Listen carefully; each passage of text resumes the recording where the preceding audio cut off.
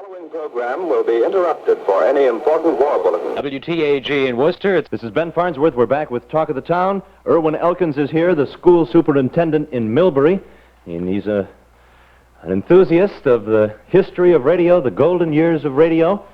And now we're going to go back and look at a few of those golden years. I want to tell the callers, though, you can join us at Pleasant 745-15. I'd like to play for you now one excerpt from an Allen's Alley in the 1940s. The Senator's home. I'll knock and see what happens. Somebody knock. Yes, I know. Claghorn's the name, Senator Claghorn, I know you're from the South. When I'm in New York, I'll never go to the Yankee Stadium. Now, wait a minute. I won't even go to see the Giants unless the Southpaw's pitching. Well, look. I refuse to watch the Dodgers unless Dixie Walker's playing. Now, wait a minute. Stop interrupting. Where's your manners? Manners, I have more... Try listening. You might learn something. Listen, all I'll ever learn... Your tongue's wagging like a blind dog's tail in a meat market. You're winded, hey? Just sucking in some air, son. Well, leave a little. I'm breathing, too, you know. Tell me, Senator, what is Washington doing about cold prevention? The Senate reconvened just in time. Yeah? I was glad to see Senator Aiken back. I'm not even going to announce the next one, Ben. I think that everyone is going to recognize the voice of Orson Welles in this very famous personage. I will only state that this particular one comes from 1937. Who knows what evil lurks in the hearts of men? The shadow knows. You know, and there were so many... They told you something in those days. There were morals, even in spite of the fact that many were very grotesque, as we'll find out, I'm sure, later on. But they were very tightly written. You know, I think that sound effects really made some of the great shows. I think one of the most famous sound effects of all was that old squeaky door of Inner Sanctum. I think I'd like to play that now for you to see if I could jolt a memory. Turn down your lights, and here we go.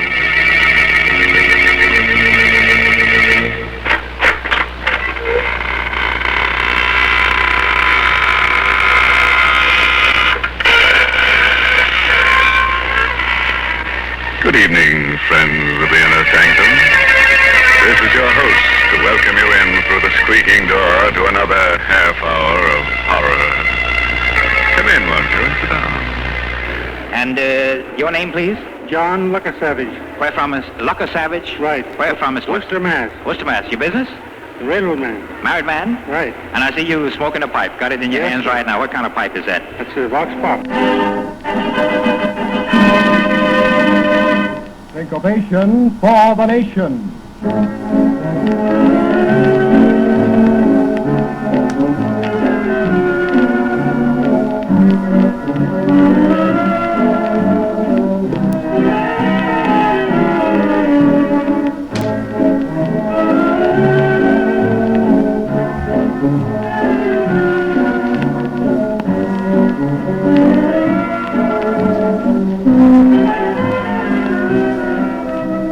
Deep in the heart of New England at Worcester, Massachusetts, the National Broadcasting Company is happy to present From Coast to Coast, music by Dol Brissett and his orchestra with songs by Winnie Stone and Georgie Roy.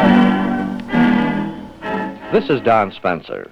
One of the most common problems which delayed refunds last year was a simple error of omission.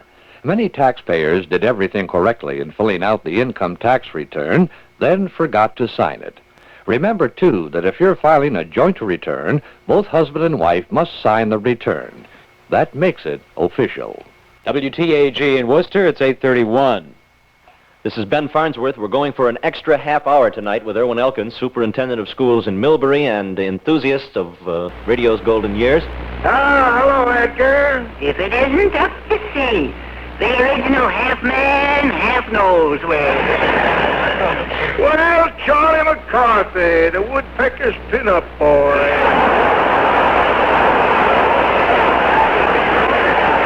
Well, as long as you're here, Bill, you can talk to me while Charlie's getting his hair cut. You know, Edgar, it's touching to see your affection for the little nipper. It strikes a tender chord in my heart. Oh, thank you, Bill. You know, I thought you didn't like children. Oh, not at all, Edgar. I love children. I can remember when, with my own little unsteady legs, I toddled from room to room. When was that? Last night?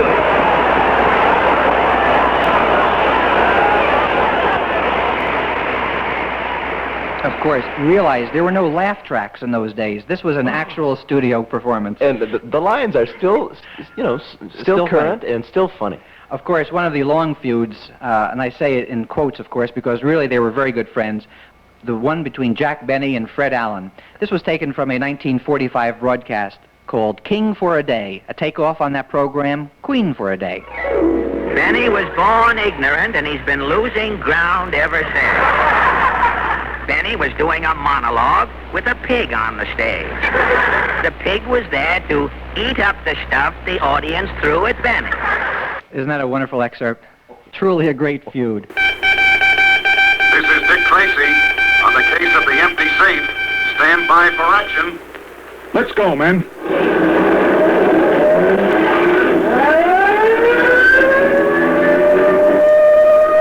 Yes, it's Dick Tracy, protector of law and order.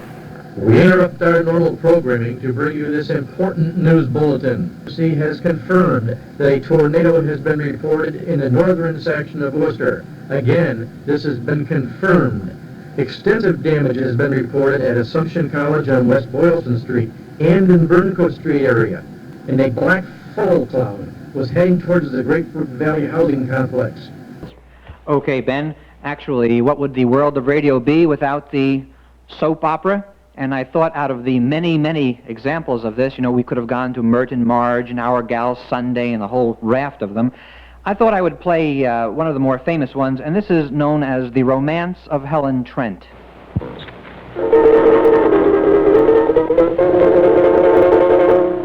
And now, The Romance of Helen Trent.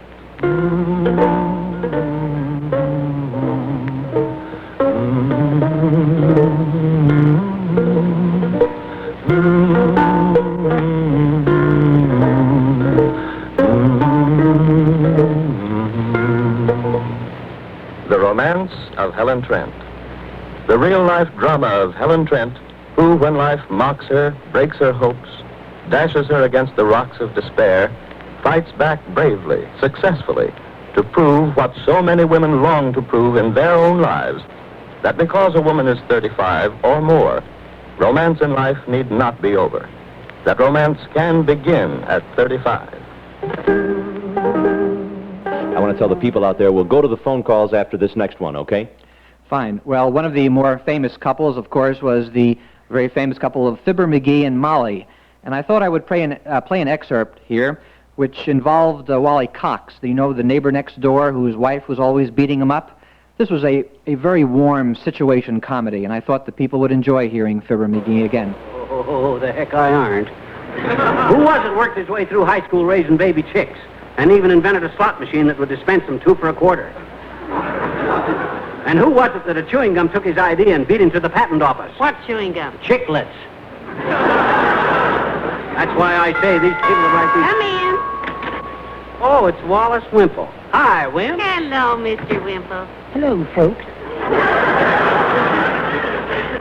We were just reading your bird book, Mr. Wimple. Hope you don't mind. Oh, not at all, Mrs. McGee. I'm glad to know where I left it. I'm afraid I was rather upset when I left here last night. Yeah, we noticed that, Wimp. Why? Did I do something? Well, we had the radio turned on to a political rally. Oh, I remember now. A deep voice snarled, Wallace is going to get the beating of his life. And I went right out the window.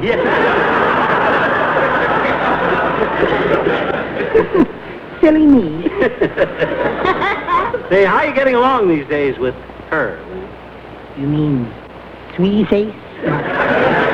My big old wife? Yes. About as usual. We had a little tiff yesterday. Believe me, Sweetie Face puts up a tough tip. We're having a look at the golden years of radio. Irwin Elkins is here. He is the school superintendent in Millbury, and his hobby is the golden years of radio, and he's brought some examples tonight. Irwin, let's go to the phone calls. We'll take a row of callers, and then we'll go back to some more examples of old-time radio. Hello, you're on the air. Go ahead. Yes, first of all, Mr. Farnsworth, I'd like to say you had an enjoyable program last night. It really was quite a program for the Irish. Oh. Particularly some of those kids and jokes. Well, I enjoyed it.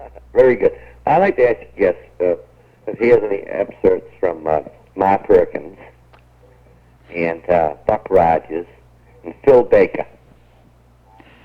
Yes, the Ma Perkins show, of course, ran for quite a long time, almost as long as One Man's Family, that marvelous show of Carlton E. Morse.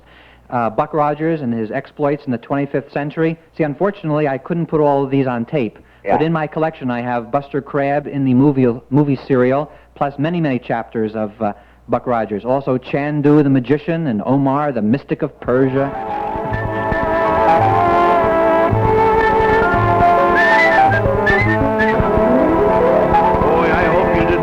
To do today that was more important than sitting down listening to us, because out on the West Coast there's Harry Von Zell and Art Linkletter and George Burns sitting all together out there, and over here in New York in our studios are Joan Crawford, Rosemary Clooney, and Pat Buttram and Lowell Thomas and Richard Nixon and Rufus Jarman and Billy Dupree, Richard Hayes. This is Ben Farnsworth. We're back with Irwin Elkins, school superintendent in Millbury, and an old-time golden years of radio enthusiast. Not an old-timer by any means. How old are you, by the way? Do you mind asking people?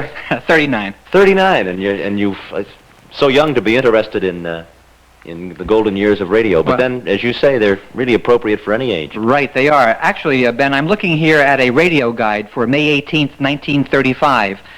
And perhaps the people would be interested hearing who some of the performers were, who were the major performers on the radio then. I'm sure many people have heard Joe Penner with his famous Wanna Buy a Duck and You Nasty Man. But we had Frank Parker, we had Lanny Ross, we had Steve Barry, Will Rogers, Don Amici, Jackie Heller, Morton Downey, Lulabelle, Tony Wands, Alexander Woolcott, Mary Pickford.